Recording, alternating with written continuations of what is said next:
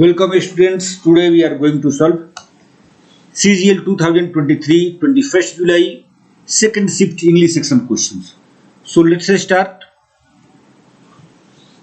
The first question is based on antonyms. The sentence is she will probably come tonight for a party. इस sentence में probably का antonym हमें बताना है. Probably as you know, probably means possibly. Options given are apparently, perhaps, definitely and possibly. So antonym of probably is here definitely.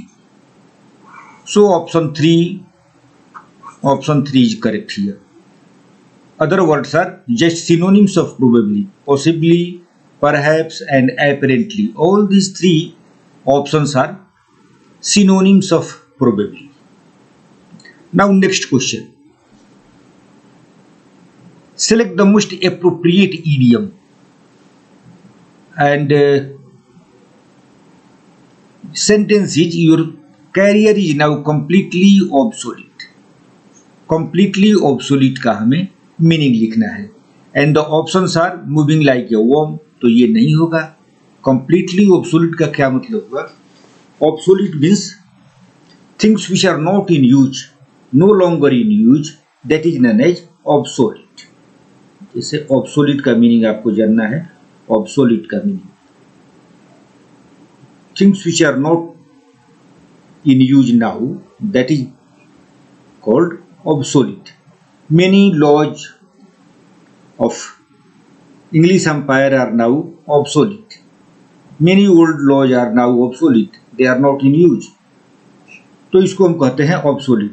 तो completely ऑब्सोलिट के लिए जो हमें ऑप्शन है वो है as dead as a door nail. इसका मतलब है obsolete. As dead as a door nail का मतलब है completely dead. Completely dead means which is not in use. So our option is 3. Option number 3 is correct. Now next sentence. Select the most appropriate option that can substitute the underlined segment. Greenhouse gases trapped beside Earth's atmosphere cause global warming. अब यहाँ trapped beside के लिए आपको option select करने हैं.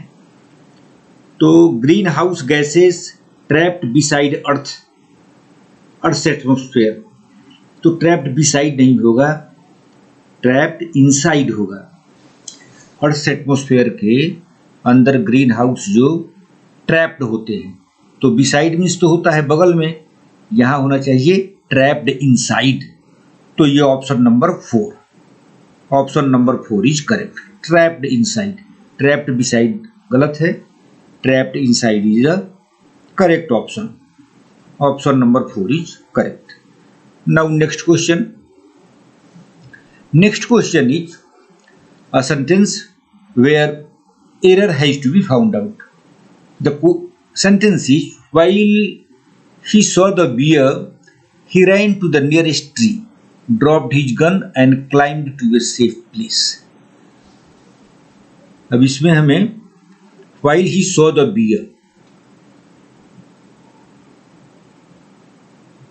select the most appropriate option to substitute the underlined word. Underline segment in the given sentence. If there is no need to substitute it, select no substitutions. अब देखिए, while he saw the bear, he ran to the nearest tree, dropped his gun and climbed to a safe place. अब हमें ये देखना है कि while he saw the bear ये सही है या गलत है.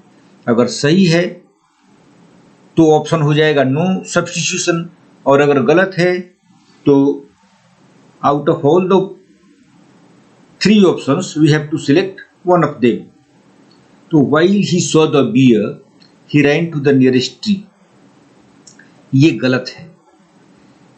इसका सही ऑप्शन होगा when he saw the bear. अब आपको कैसे इलिमिनेट करना है वो मैं आपको बताता हूं. जैसे 2 अलग जो ऑप्शंस है वो हैं hardly he saw the bear. तो hardly he saw the bear, hardly के साथ जब हार्डली का जब यूज होता है तो उसके बाद में व्हेन आता है, और हमारे दिए गए सेंटेंस में व्हेन है नहीं, इसका मतलब ये ऑप्शन नहीं होगा। नो सूनर एक ऑप्शन है। नो सूनर से जो सेंटेंस शुरू होता है उसका कंजंक्शन होता है देन, और हमारे गिवन सेंटेंस में देन है नहीं, तो ये भी नहीं होगा। और when he saw the bear क्यों होगा ये मैं आपको बताता हूँ। व्हेन और व्हाइल के प्रयोग में अंतर मैं बताता हूँ। जब दोनों ही एक्शन एक साथ होते हैं तो हम व्हाइल का प्रयोग करते हैं, और एक एक्शन के बाद दूसरा एक्शन होता है तो हम व्हेन का प्रयोग करते हैं। यहाँ देखिए, while he saw the bear, उसने बियर को देखा और उसके बाद भाग गया, तो दोनों एक्शन एक के बाद एक हो रहे हैं, इसलिए यहाँ हम व्हाइल का प्रयोग नहीं करके व्हेन का प्रयोग करेंगे। So option number 2 is the correct one. Now next question is select the correct idiom that can substitute the italicized group of words in the given sentence. Italicized word क्या है? My business partners thought that I would simply accept their cheating, but they will soon realize that I am more powerful than what they expected. See here, italicized is not clear, but on the basis of the meaning of the sentence हम ये कह सकते हैं कि इसके लिए जो correct idiom होगा वो होगा they caught a tartar. Meaning क्या है? My business partners thought that, मेरे बिजनेस पार्टनर ने सोचा, that I would simply accept their cheating but they will soon realise that I am more powerful. मेरे business partner ने मेरे बारे में अंडर एस्टिमेट किया, मुझे अंडर एस्टिमेट किया, लेकिन finally he came to know what I am. तो ये होगा कि अच्छे से पाला पड़ना, दे कॉट ए टाटा। डैमसेल इन डिस्ट्रेस नहीं होगा। Damsel in distress means young unmarried girl in distress, damsel in distress, तो इसका कोई मतलब नहीं है। कटिंग अ क्लॉथ भी नहीं होगा। कास्टिंग पर्स बिफोर स्वाइन नहीं होगा। ये होगा correct option is they caught a tartar. Now next question is select the most appropriate meaning of the underlined word. Underlined word is inclined. Inclined का मतलब आप जानते हैं, इंक्लाइंड हो जाना, किसी की तरफ जाना। Author has some strange ideas, but on this occasion I am inclined to agree with him. Inclined to agree with him means मैं उससे सहमत होने के लिए inclined हूँ। मैं उसकी ओपिनियन को एक्सेप्ट करता हूँ, तो हमारा इसमें आंसर हो जाएगा टेंडेड। रिफ्यूज्ड नहीं होगा, कन्फ्लिक्टेड नहीं होगा, कंस्पायर्ड नहीं होगा, हो जाएगा tended. I am tended to agree with him. Next question. Select the option that expresses the given sentence in passive voice. Take the wheels. Take the wheels. सबसे पहले हमको देखना है ये सेंटेंस कौन सा, किस टाइप का सेंटेंस है। ये सेंटेंस है इंपेरेटिव सेंटेंस। इंपेरेटिव सेंटेंस में आप जानते हैं हम इसको लेट से बनाते हैं। लेट से, लेट प्लस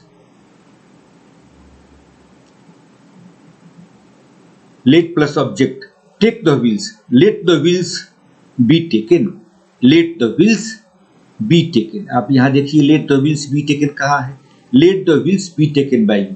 आप देख रहे हैं क्वेश्चन में you नहीं है, लेकिन ऑप्शन में by you लिखा हुआ है, फिर भी ये सही है क्योंकि by you हमेशा हिडन रहता है। तो ये लिखा रहे तो भी सही है, न लिखा रहे तो भी सही है। तो इसमें हम बनाते हैं कि थर्ड फॉर्म का यूज करते हैं और लेट से बनाते हैं। तो let the wheels be taken by you, ये option number 1 is correct.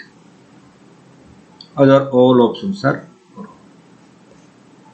Select the option that expresses the given sentence in passive voice. Let me buy an expensive bag for my friend. ये भी imperative sentence है। ये sentence late से शुरू हो रहा है, लेकिन यहाँ लेट का मतलब क्या है? Let me buy means permit me. Here let means to have permission. Let means to get permission. To get permission. To get permitted या permission. To get permitted. Let me buy an expensive bag for my friend. तो कैसे बनाएंगे? Let an expensive bag be bought by me for my friend. सबसे पहला option देखिए, an excessive bag will be bought by me for my friend, ये गलत है। इसमें रिक्वेस्ट भी नहीं लगेगा, रिक्वेस्ट तब लगता है जब प्लीज रहता है, और ये let an expensive bag be bought by me for my friend, ये option number 3, option number 3 is correct. Now next question, select the most appropriate synonym of the given word. Jargon. Jargon means it's a type of language. So options given are eloquence, eloquence नहीं होगा, formality नहीं होगा, verbogeness भी नहीं होगा, slang होगा। slang is a informal language, colloquial language, बातचीत में जिस लैंग्वेज का हम प्रयोग करते हैं उसको हम स्लैंग लैंग्वेज जनरली कहते हैं, और ये जैर्गन का मतलब होगा slang. Now a paragraph is given, 4 sentences are there, you have to arrange them in a coherent way, in a meaningful way. These 4 sentences are not arranged properly to give a meaningful sense. You have to arrange them in a coherent way. अब देखिए पहला sentence क्या है, water gives itself away for our agriculture, trees give flowers fruits and wood. Giving soothes an individual with the vibration of joy. Unconditional giving is a natural principle and evident everywhere in nature. आप यहाँ देखिए sentence को देखने से ये पता चलता है कि गिविंग, किसी को कुछ देने के क्या फायदे हैं, उसके बारे में ये चारों सेंटेंस से बताया गया है। तो जो पहले 2 सेंटेंस है ये क्या है, एग्जाम्पल्स हैं। तो कोई भी हमारा पैराग्राफ शुरू होता है एग्जाम्पल से नहीं शुरू होता है, पहले इंट्रोडक्शन होता है। तो इंट्रोडक्शन यहाँ गिविंग से शुरू होगा। तो पहला सेंटेंस क्या होगा, गिविंग सूदेड एन इंडिविजुअल। जब हम किसी चीज को देते हैं किसी चीज को, तो हमारे अंदर एक खुशी आती है, हमारा दिल जो है ठंडा होता है। Soothed an individual with the vibration of joy, खुशी से हमारा दिल खुश होता है, ठंडा होता है। तो ये पहला सेंटेंस हो गया सी। और दूसरा क्या हो गया, unconditional giving, this giving should be unconditional. तो अरेंजमेंट कैसे होगा, सी डी। और अब आपको ऑप्शंस देखने हैं कि सी डी कहाँ पे है। सी डी हमको है 3 में, तो बाकी कुछ पढ़ने की जरूरत नहीं है, टाइम वेस्ट करने की कोई जरूरत नहीं। Option number 3 is the correct. मैंने आपको ये देखना है कि कोई भी पैराग्राफ जब शुरू होता है तो इंट्रोडक्शन से शुरू होगा, एग्जाम्पल से नहीं शुरू होगा। Next question, select the most appropriate antonym of the underlined word. This is such a rowdy classroom. Rowdy means noisy, not arranged. And options given are chattering. Chattering का कोई मतलब नहीं है, नहीं होगा। और हमको ये देखना है कि एंटोनिम लिखना है, कहीं हम गलती से सिनोनिम नहीं लिखते। रॉडी का एक ऑप्शन दिया हुआ है डिसऑर्डरली, अगर आपने ध्यान नहीं दिया, अगर डिसऑर्डरली को सही कर दे रहे हैं तो ये हो जाएगा synonym. And the question is antonym, तो रॉडी का एंटोनिम हो गया कंप्लायंट, शांतिपूर्ण। Disorderly and noisy both are synonyms of rowdy, rowdy का सिनोनिम है, ये सिनोनिम हो गया। डिसऑर्डरली और नॉइजी, ये इसके सिनोनिम हो गए। तो ये भी हमें ध्यान देना है कि क्वेश्चन में हमें सिनोनिम लिखना है या एंटोनिम लिखना है। Often we make mistakes. Correct the spelling of the underlined word. While driving his car he applied brakes. He applied brakes, जो ब्रेक हम अप्लाई करते हैं उसका स्पेलिंग होता है BRAKES। BREAK नहीं होता, BREAK ये वर्ब होता है, VREAK ये होता है वर्ब, और जो ब्रेक हम अप्लाई करते हैं वो होता है BRAK। ये नाउन होता है। तो correct spelling is BRAKES and option number 4 is the correct one.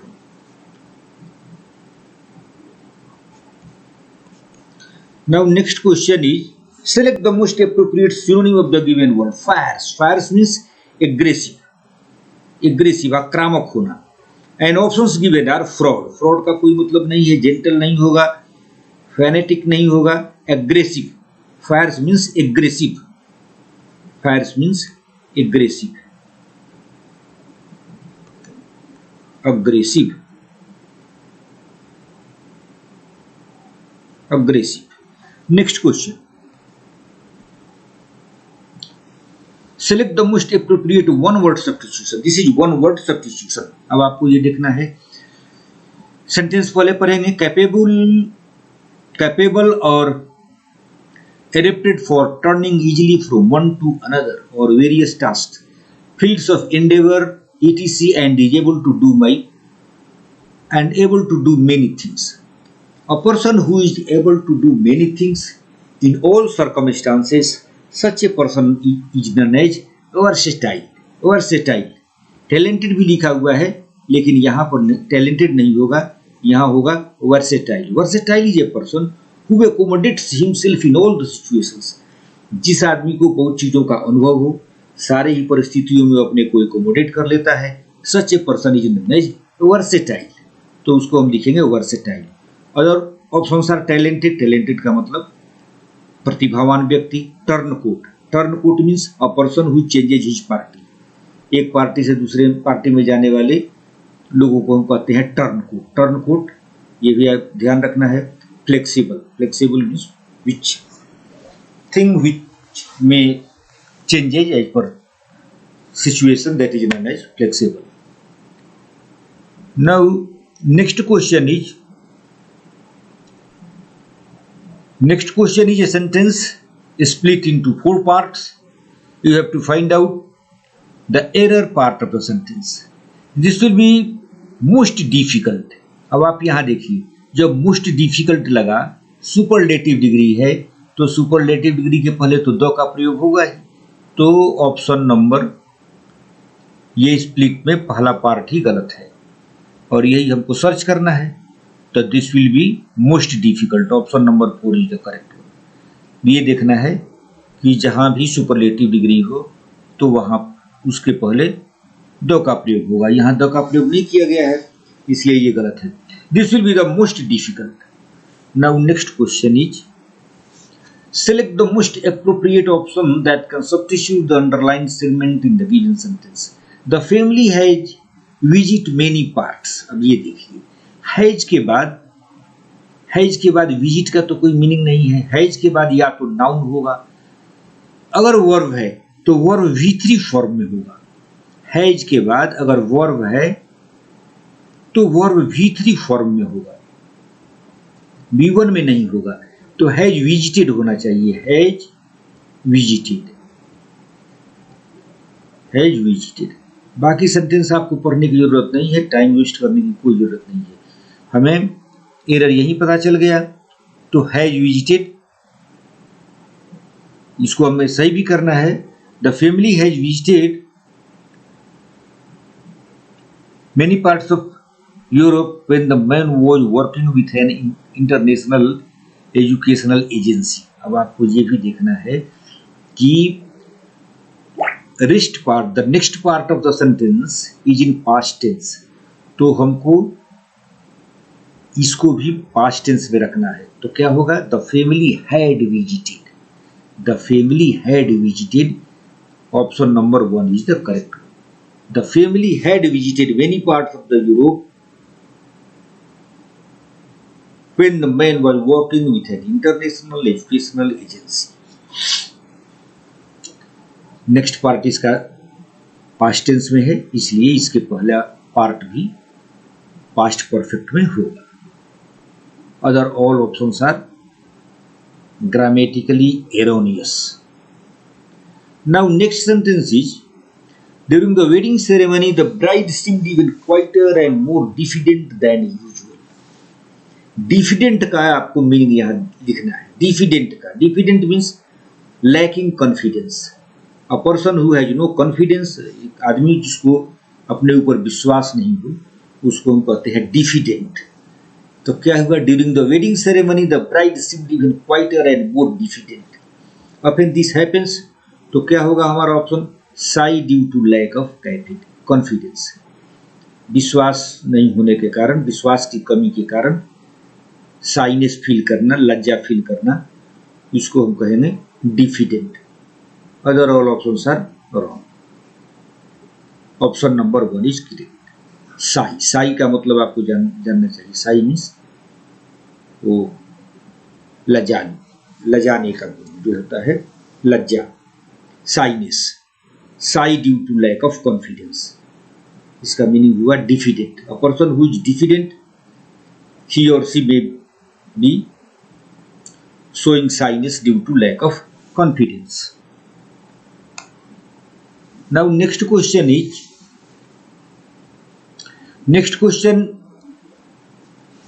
is in 4 parts. You will have to find out the error part of the sentence. If things were not going to be normal after the pandemic, mankind will have to accept the new normal. तो यहाँ क्या है कि ये गलत है meaning के अनुसार। If things are not going to be normal हुआ तब न हुआ, आफ्टर द पैंडेमिक, पैंडेमिक के बाद अगर चीजें सामान्य नहीं है तो लोगों को नया तरीका अपनाना पड़ेगा। तो यहाँ वर नहीं होकर के क्या होगा, if things are not going to be normal. पहला पार्ट में एरर है, तो हमारा आंसर हो गया ऑप्शन नंबर 1। करेक्शन क्या होगा, आर।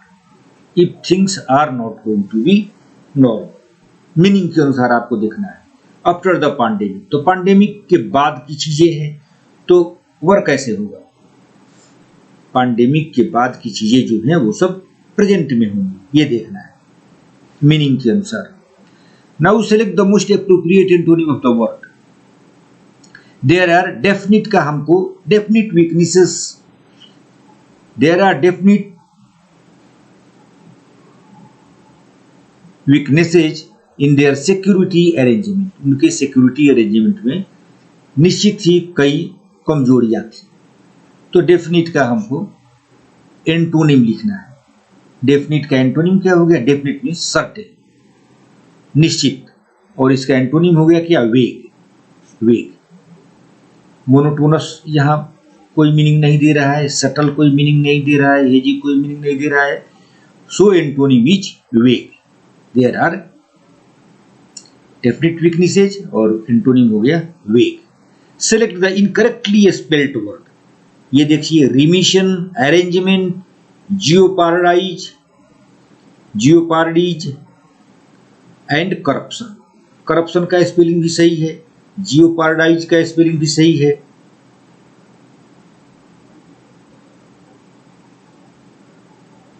अरेंजमेंट का स्पेलिंग भी सही है, रिमिशन का स्पेलिंग गलत है। रिमिशन वर्ड का ओरिजिनल वर्ड आपको हम बताते हैं, रिमीट से बना है रिमिशन। रिमीट मीन्स टू सेंड, रिमीट से बना है। रिमीट वर्ब है और रिमिशन इसका नाम है, रिमिशन। तो REMISSION, ये हो गया रिमिशन। यहाँ क्या लिखा है, डबल एम लिखा हुआ है, ये गलत है। Now next question is a paragraph. 5 questions are there, 5 fill up the blanks are there, 5 blanks are there, you have to fill out of the given options. I went on dash trying, तो क्या होगा, I went on steadily trying, मैं steadily मतलब क्या कि patience के साथ try करता रहा। I went on stilly trying to find out how to. ये फाइंड आउट हाउ टू के ऊपर आप देखते हैं कॉमा दिया हुआ है, ये एक क्या है, ये एक बुक है, इसमें एक ऑथर के नोवेल के बारे में लिखा हुआ है। I went on stilly trying to find out how to, but I wrote 2 or 3 novels without feeling much that I had made। अब आप ऑप्शंस देखिए, मैं आपको एक तरीका बताता हूं इसका। इसमें ज़्यादा टाइम वेस्ट करने की ज़रूरत नहीं है। आपको देखने हैं ऑप्शंस। ऑप्शंस देखिए, ऑप्शन देखिए, क्वेश्चन देखिए और ऑप्शन देखिए। I wrote 2 or 3 novels without feeling that I had made और प्रोग्रेस है, तो I had made so progress meaning के अनुसार नहीं होगा, सो भी नहीं होगा, बेयरली भी नहीं होगा, मच होगा, नो सूनर नहीं होगा। But I wrote 2 or 3 novels without feeling that I had made much progress। ये जाने बिना कि मैंने इतना प्रोग्रेस किया है, मैंने 2-3 नोवेल लिखा। Now next one is, it was not until I wrote Ethan Frome. Ethan Frome एक अथर का एक नोवेल है। That I suddenly felt the artisan's full control over the implements.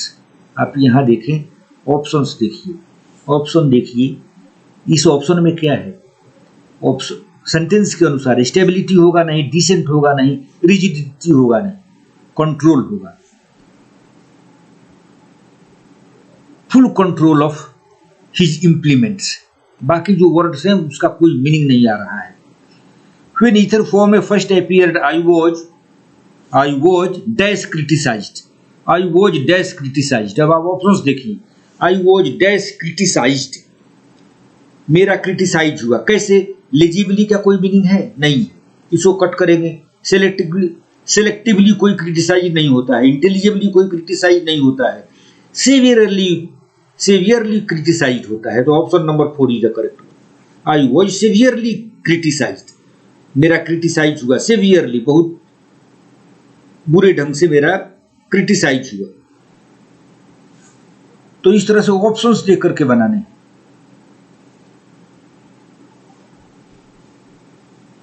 I was severely criticized।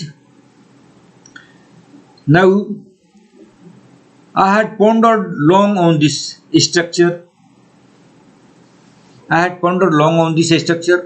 had felt its peculiar difficulties and possible awkwardness, but could think of no dash which would serve as well as in the given case। But could think of no, अब options देखिए।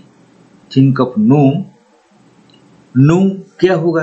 But मैंने बहुत कुछ देखा, but I could think of no alternative. Alternate नहीं होता है, alternate का मतलब होता है एक के बाद एक। Alternative means next option, next option जिन्हें एज अल्टरनेटिव। एडल्टरेशन का कोई मतलब नहीं है, एडजुडिकेशन का कोई मीनिंग नहीं है। I thought of no alternative, तो ये हमारा option number 3 is the correct. आपको ये एक्सट्रैक्ट हार्ड होते हैं, मीनिंग समझने में दिक्कत हो सकता है, लेकिन छोड़ना नहीं है। गो टू ऑप्शंस, ऑप्शन देख करके आपको लगेगा कि यही होना चाहिए। So friends, we have done all the 25 questions. I think you need to practise it more and more so that it will be beneficial for you in next exams, in the exam which is going to happen, which is going to take place after 4 or 5 months। See you tomorrow in next class. Thank you very much.